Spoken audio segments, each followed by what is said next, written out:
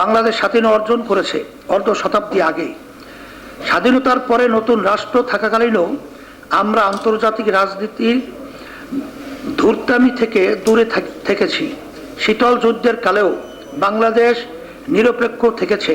ফলে আমরা পরাশক্তির আন্তঃরাজনীতির বলি হই নাই। কিন্তু এই সরকার তার অবৈধ ক্ষমতাকে টিকিয়ে রাখার জন্য পরাশক্তির আন্তঃরাজনীতির পঙ্কিলতায় প্রবেশ করেছে। পরাশক্তির আন্তঃরাজনীতির জাতাকলে আমরা পাকিস্তান ও ইউক্রেন সহ বহু দেশের সর্বনাশ দেখেছি। এই সরকার শুধুমাত্র নিজেদের অবৈধ ক্ষমতা টিকিয়ে রাখার জন্য বাংলাদেশকে সেই ঝুঁকিতে ফেলেছে। এখানে আমাদের চুপ থাকার কোনো সুযোগ নাই। আমরা বাংলাদেশকে পাকিস্তান বা ইউক্রেন হতে দিতে পারি না। সেজন্য বাংলাদেশকে অবশ্যই পরাশক্তির আন্তঃরাজনীতি থেকে সরিয়ে আনতে হবে। সবার সাথে বন্ধুত্ব, কারো সাথে শত্রুতা নয়, নীতিতে আবারও ফেরত যেতে হবে। কোনো ব্যক্তির ক্ষমতা লিপ্সার কারণে আমরা দেশকে আন্তর্জাতিক রাজনীতির বলি হতে দিতে পারি না।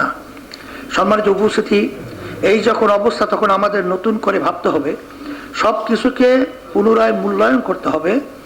সব ধরনের পূর্ব অবস্থা ও মতাদর্শিক অবস্থান থেকে ঊর্ধ্বে ওঠে নিরপেক্ষভাবে রাজনীতি, সমাজনীতি, শিক্ষা, সংস্কৃতি, আমাদের কর্মকাণ্ড, কৌশল নীতি ও পন্থা নিয়ে গভীরভাবে চিন্তা করতে হবে। কারণ আক্ষরিক অর্থে বাংলাদেশ সর্বনাশের দিকে যাচ্ছে। এমন অবস্থায় সমাধান হতে পারে বাংলার হাজার বছরের ইতিহাস, ঐতিহ্য সমর্থিত মানবতার মুক্তির পথ, কল্যাণ রাষ্ট্র প্রতিষ্ঠা। আলোচনার সুবিধার্থে আমি আজকের গোলটেবিল বৈঠকে বাংলার হাজার বছরের ইতিহাস, ঐতিহ্য সমর্থিত মানবতার মুক্তির পথ, কল্যাণ রাষ্ট্রের কিছু মৌলিক ধারণা তুলে ধরার চেষ্টা করব ইনশাআল্লাহ। সমাজে উপস্থিতি, দুর্নীতি, দুঃশাসন, সন্ত্রাস মুক্ত সুখী সমৃদ্ধ কল্যাণ রাষ্ট্রই সকল শ্রেণী, পেশা ও ধর্মের মানুষের রাজনৈতিক, নাগরিক ও ধর্মীয় অধিকার নিশ্চিত করতে পারে। মানুষের জীবনকে সুন্দর, সফল ও সার্থক করে গড়ে তুলতে পারে। তাই সময়ের একান্ত প্রয়োজন কল্যাণ রাষ্ট্র প্রতিষ্ঠা করা। কল্যাণময় রাষ্ট্রের মৌলিক বৈশিষ্ট্যাবলী নিম্নরূপ: দুর্নীতি, দুঃশাসন, ফ্যাসিবাদ মুক্ত রাজনীতি ও সরকার; জুলুম, নির্যাতন, হয়রানি, মিথ্যা মামলা মুক্ত রাজনীতি; বিচার ব্যবস্থা নির্বাহী বিভাগ থেকে সম্পূর্ণ স্বাধীন রাখা; দুর্নীতিবাজ ও সমাজ বিরোধীদের রাজনীতি নিষিদ্ধ করা; সরকারি আমলা ও প্রশাসনিক কর্মকর্তা কর্মচারীগণকে সরকার দলীয়করণ মুক্ত রাখা; রাষ্ট্রীয় শৃঙ্খলা তথা ব্যক্তি স্বাধীনতা ও ব্যক্তি স্বাতন্ত্র্যের পূর্ণ অধিকার নিশ্চিত করা, যা জাতিসংঘের 1, 3, 12, 13 নং ধারায় উল্লেখ রয়েছে।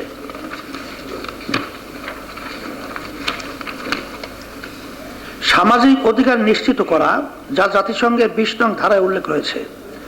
আয় উৎপাদন ও সম্পদ বন্টনের ক্ষেত্রে সুষম নীতি অবলম্বন করা, অর্থাৎ ধনী গরিব বৈষম্য নিরসন ও শ্রেণী স্বার্থের পরিবর্তে গণস্বার্থকে প্রাধান্য দেওয়া, যা জাতিসংঘের 25 নং ধারায় উল্লেখ রয়েছে। জনগণের 5টি মৌলিক অধিকার নিশ্চিত করা, অর্থাৎ অন্ন, বস্ত্র, বাসস্থান, শিক্ষা ও চিকিৎসা, যা জাতিসংঘের 26 নং ধারায় উল্লেখ রয়েছে। নাগরিকের জীবনযাত্রার মান সংরক্ষণ করা, যা জাতিসংঘের 25 নং ধারায় উল্লেখ রয়েছে। উল্লেখিত বৈশিষ্ট্যসমূহ যে রাষ্ট্রে বিদ্যমান থাকে তাকে কল্যাণকর রাষ্ট্র বলে ধরা হয়। সম্মানিত উপস্থিতি, দেশপ্রেমিক জনতার ইস্পাত কঠিন ঐক্য ছাড়া কল্যাণ রাষ্ট্র প্রতিষ্ঠিত হতে পারে না। সর্বশেষে আপনাদেরকে আবার আহ্বান জানাই, দেশ ও জনগণের স্বার্থে স্বৈরাচার ও ফ্যাসিবাদের বিরুদ্ধে আসুন আমরা দলমতের ঊর্ধ্বে উঠে দেশপ্রেমিক নাগরিকদের সমন্বয়ে দেশপ্রেমিক নাগরিক মঞ্চ গড়ে তুলি এবং বলিষ্ঠ কণ্ঠে আওয়াজ তুলি। দেশপ্রেমিক জনতা গড়ে তুলি একতা, স্বৈরতন্ত্রের বিরুদ্ধে রুখে দাঁড়াও একসাথে। মুক্তিযুদ্ধের চেতনা বিনাশ হতে দেব না।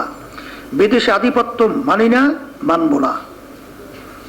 আমরা বন্ধুত্ব চাই, দাসত্ব চাই না। আমরা মিত্রতা চাই, অধীনতামূলক মিত্রতা চাই না। মানুষের অধিকার দেশপ্রেমিক জনতার অঙ্গীকার। শুধু নেতা নয়, নীতিরও পরিবর্তন চাই। সম্মানিত নেতৃবৃন্দ, সাংবাদিক বৃন্দ, সুধী মণ্ডলী, অত্যন্ত খোলা মনে আপনারা আপনাদের মতামত জানাবেন। আলোচনা পর্যালোচনার মাধ্যমে বহুমুখী জাতীয় সংকট নিরসনে আমরা কোনো একটা পথ খুঁজে পাবো ইনশাআল্লাহ।